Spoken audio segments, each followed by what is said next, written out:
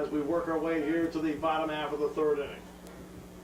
Brad Furnish has given up just one hit so far. He's been betrayed by a couple of walks and a couple of errors to this point. That's why he's down 3-2 in this ball game. And here's the pitch to the Coughlin, lefty on lefty, and that ball is down low in the dirt and gets away from Steve Gonzalez. And ball one ball and no strikes. Solano is way up on the cut at third base. They play him straight away in the outfield. Furnish now stares in. The lefty kicks and deals, and that is lined on the ground in the hole in the left field for a base hit. Coughlin will make the turn at first, and he'll hold up there. And a leadoff single for Jamestown. The second time in the first 3 innings they've had the leadoff man aboard. And here comes John Rayner. He singled and scored a run against the Spikes at this point. Rayner comes into this one at 270 with 4 home runs and 18 knocked in. He also has 3 triples this year. Coughlin with the lead off at first. 3-2 Jamestown leads it here in the bottom half of the third inning. The pitch checked it, did not go. 1 ball, no strikes. Rayner's, as I mentioned, there are only 4 players in the lineup tonight for Jamestown that were here the last time State College played here on the 5th, 6th, and 7th of July. There's been a changeover in the roster here. Furnish to the plate. That's lifted in the air, foul territory. Wilkerson gives chase. This will be a tough one. It goes toward the fence, and it bounces on the warning track into the bullpen as Schweitzer, Gorsett, and Wilkerson converge, but the ball landed in between the 3 of them and bounced out of play. Pitch on the ground, picked up by Solano. He has 1 play to first. He makes that play, and moving to second is Coughlin. So one gone, but a runner in scoring position for Jamestown here in the third inning. Virtually no wind. The flag not moving at all here. Pitch by Brad. In the dirt, good. Like Gonzalez. Furnish the lefty. Second round pick out of TCU. Here's the 1-1. And that's on the inside corner for a call. Strike. It's 1 ball and 2 strikes. 1 gone. They College 1 in the first and 1 in the second. They've out hit Jamestown 5-2, but they're down 1 on the board.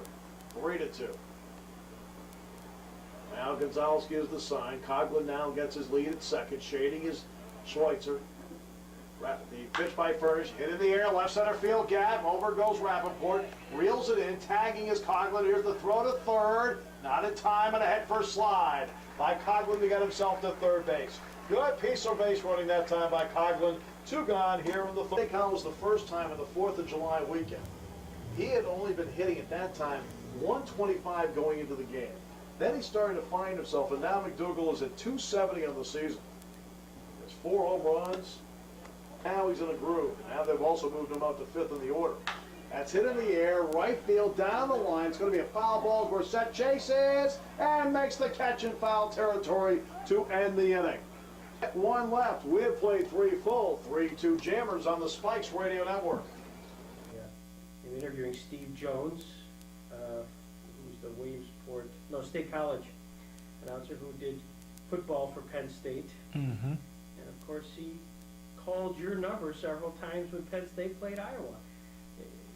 Does that kind of serendipity at this minor league level amaze you, that literally upstairs is a guy calling a baseball game of which you're managing, at the same time he has a history where he called your number as an Iowa football player?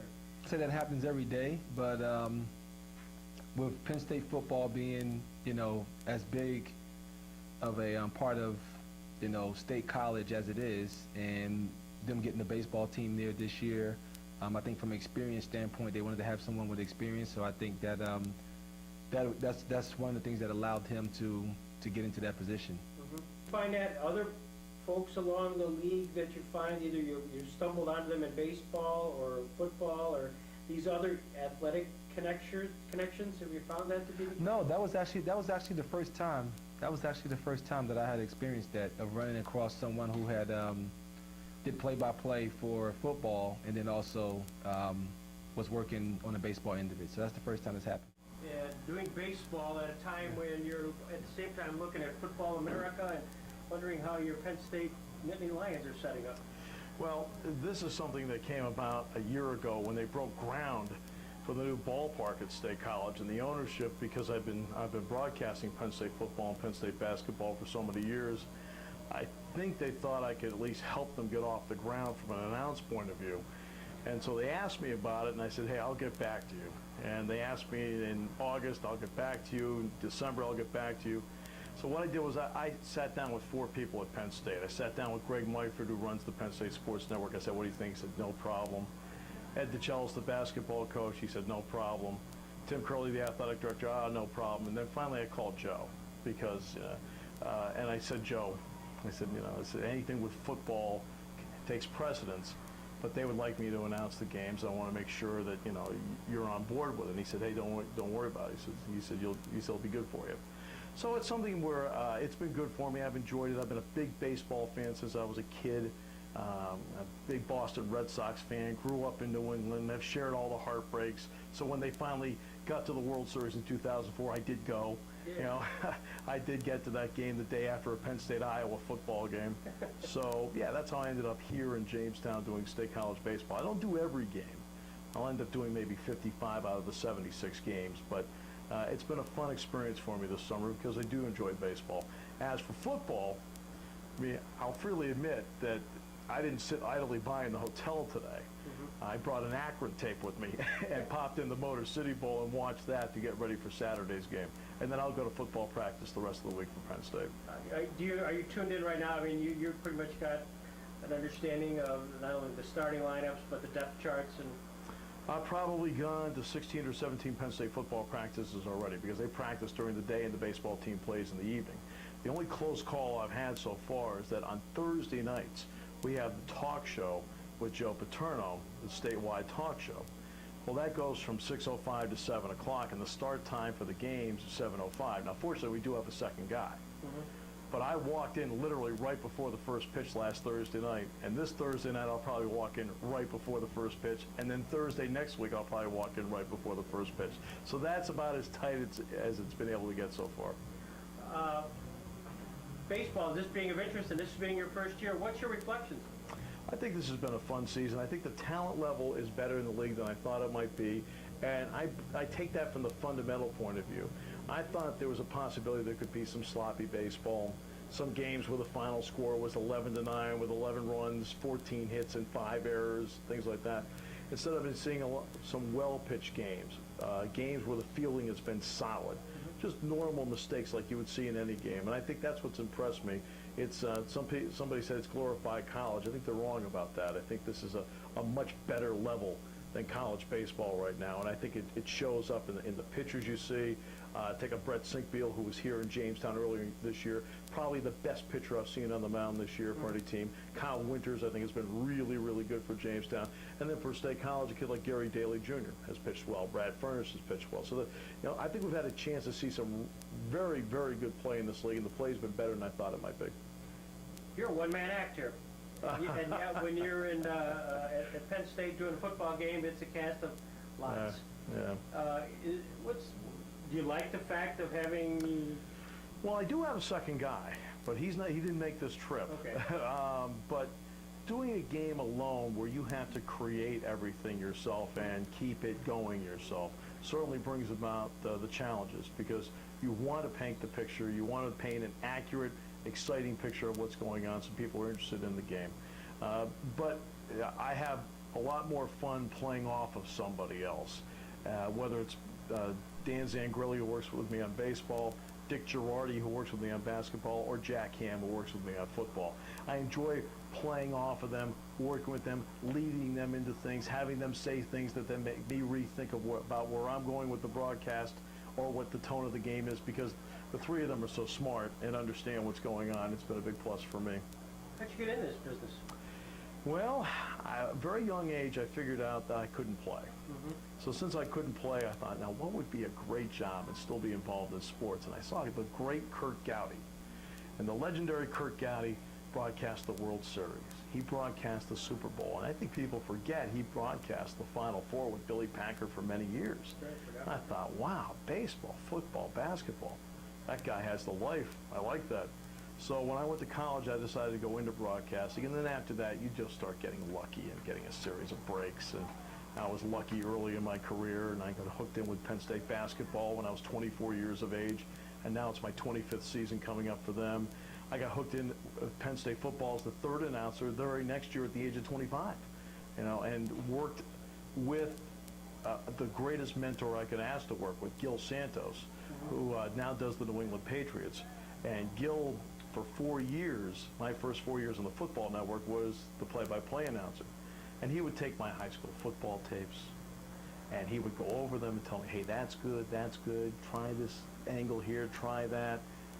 Right, and as time went along, he helped make me get a little bit better. I don't know how much better I really was able to get, but he was a perfect mentor for me to have. And now, of course, he's the play-by-play voice of the Patriots, and the entire country knows how great he is.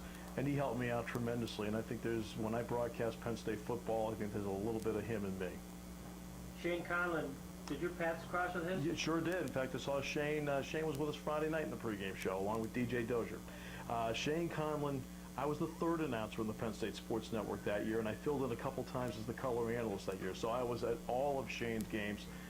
Actually, I was at all of Shane's games because he redshirted in 82, he played in 83, 84, 85, and 86. So those were my first 4 years on the Penn State Sports Network, where I was the pregame, halftime, postgame host, and I traveled. I was the one who did the pregame show with Joe, did the postgame show with Joe, with the players. So I was around Shane all the time. One of the truly great linebackers Penn State's ever had, because not only could he play the run, he understood how to play the pass, the proper pass drop to make a quarterback get nervous. He was a leader in every sense of the word. And when you look at the Fiesta Bowl game, now this is the 20th anniversary of Penn State's national championship season.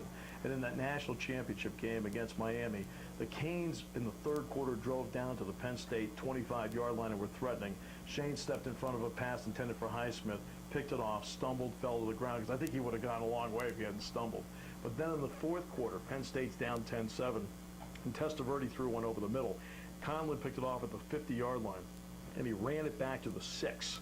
And then 2 plays later, DJ Dozier took it home. Penn State led 14-10, and then had to hold off Miami with that memorable stand inside the 10-yard line. Conlon, I would say that Jack Ham, Shane Conlon, and Paul Posluszny, and you pick the order that's your preference, would be the best linebacker Penn State's ever had.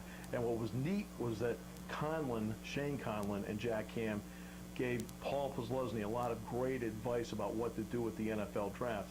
Now, it turns out that Jack and Shane live in the same hometown now. They both live in Sewickley. As Shane says, he's at the bottom of the hill, and Jack's at the top of the hill. And I said to Shane the other night, I said, so if Jack's having sewage problems, it ends up in your yard. But he's one of the best. And not only what makes Shane great is Shane's loyal, really loyal, and understands the concept of loyalty. And Jack Ham's the same way. Well, in our neck of the woods here, Wow. Shane walks on water. Yeah, but here's the other part. Shane Conlon was not a highly recruited guy. That's why these recruiting experts drive me up the wall. These guys, Shane Conlon, Penn State looked at him and said, he can play. Right. All right. Joe Paterno came close to, I don't even know if he came close to retiring, but certainly No. there was a period of time where he was, the alums were getting a little disturbed, and maybe his time had come and gone. And you're living right through this. How was your sense of him and the community? It was a tough grind there. It was interesting for a while, but Joe never wavered one bit. And I remember the 2004 game, senior day with Michigan State, and ESPN covered the game, and they covered the game as if, hey, look, we might be seeing history here. This might be the end. And several reporters were on hand for the same reason. And I was stopped, and I was asked, what do you think, is this it? And I said, it for what?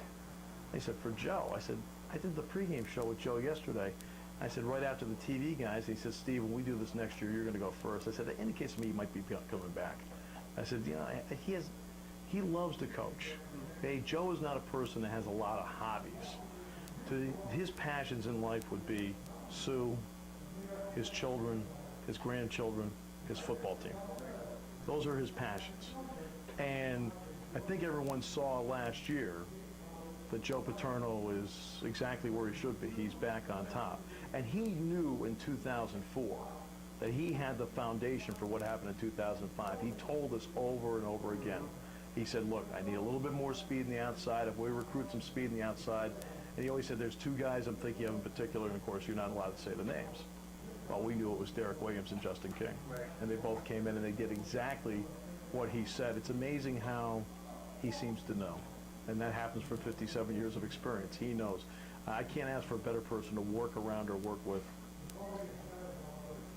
Is he, you get a sense that, you mentioned it, does he have in his own mind's eye that there's a certain time where he'll decide it'll certainly be on his terms, or just keep going as long as health permits? I think he knows. I think there's something in him he knows that you can't say is there a designated date now. He won't say that, but I think off seasons he'll be able to tell whether he still wants to keep going or not. He still has 3 more years left in his contract. This season, 2007 and 2008. And I've maintained the entire time that he was going to fulfill the terms of his contract. And so I think any decision would come after 2008. And if he feels the way he feels now, he'll keep going. I mean, he had a full workup from the doctor this summer. He went into the staff meeting. He looked at the staff and he says, "I've got great news. The doctor says I'm good for at least another 10 years." And then he looked at everybody and says, and everybody in the room put their heads down. So much for succession. Everybody put their heads down. What about Steve Jones? Where does he want to go next? I'm doing exactly what I want. I think in everybody in a given profession has what they consider to be the top job in that given profession. And I think in my profession, a lot of people would say it's ESPN, ABC, CBS, NBC, something like that. But I've always considered, from my personal point of view, the Penn State football and basketball jobs to be the top jobs. That's the ones I've always wanted. So I don't have any desire to leave those because I think I'm exactly where I should be right now and where I want to be in the future. State College is a great place to raise a family. Penn State's been very good to me, and to me, a football Saturday at Penn State or a basketball weekend at Penn State, to me, is about as much fun as it gets in this business. Well, and you being the #1 guy, when did you become the #1 guy? 2000. 2000. 1982 for basketball and 2000 for football. Was there any question? I mean, it's just a matter of succession and... Well, no, there was questions. It opened up in 94, and I know I was mentioned. It opened up in 97. It seemed like it was opening in 97, and it looked like I was right on the doorstep, but then the person who had been doing it, Fran Fisher, one of the legendary figures for Penn State, decided, I'll try 3 more years. And so I decided that I wanted to hang in 3 more years just to see, because I knew I was in the neighborhood. And I was fortunate. Right. This time I broke through, and I've had a blast with it, and couldn't handpick a better person to work with than Jack Ham, and can't handpick a better guy to work around than Joe, or in basketball, Ed DeChellis, who's been tremendous to me. As you reflect back on 25 years of Penn State football, we certainly talked about the 3 linebackers, but are there a few names which just jump out and say, I can't believe those 3 or 4 or 5 players I got to call their numbers? Oh, Larry Johnson, Kansas City Chiefs, his senior season. I mean, people don't realize that he gained over 2,000 yards his senior season. He gained 1,000 yards in the last month of the season. He broke the single game record 3 times that year at Penn State. Record that had been held since 1981. He broke it 3 times in 1 year. So he certainly won. Kerry Collins, tremendous. Kijana Carter, Bobby Ingram, Paul Posluszny. I mean, those are all guys. LeVar Arrington, that you're around them. Shane Conlon, who's just incredible. DJ Dozier, Kurt Warner, Todd Blackledge. I mean, the list goes on and on. I feel like it's been a privilege to, in some small way, document the great feats that they've performed in front of so many people. Is there a name we would never know, but he was the walk-on, the 3rd stringer that all of a sudden had the game of the career? I'm thinking of the kind of the Notre Dame type story. Rudy, yes, thank you. Boy. Jeez, that's a great question. Wow. Billy Packer told me once, you always have to ask somebody a question that's never been asked before. And you've just done that. I'm honored. No, it's something that's never, let's see, we're just out of nowhere. And you watch the game, you say, wow. Check your depth chart one more time and say, where was I know who. Rose Bowl, 1995. Penn State had a safety named Chuck Penzenik, who barely played all year, had 2 interceptions in the game, in the Rose Bowl game. Chuck Penzenik in the Rose Bowl game, right? Let's see, and then on the flip side of it for basketball, for one time we had a big game against, in the 80s, I think it was St. Joe's, a guy named Terry Graves had 31 points. He'd never done anything in any other game. I don't think he was in double figures in any other game in his career.